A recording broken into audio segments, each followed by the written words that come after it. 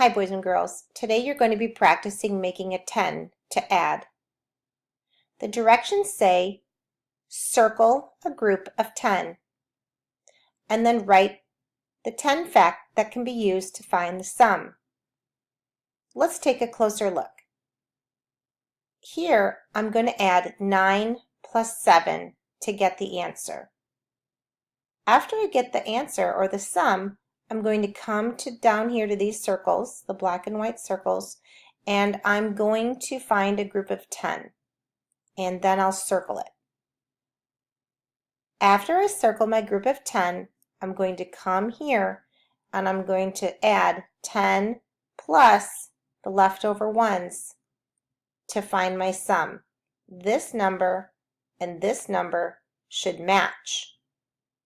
You're going to complete all of the other boxes the same way.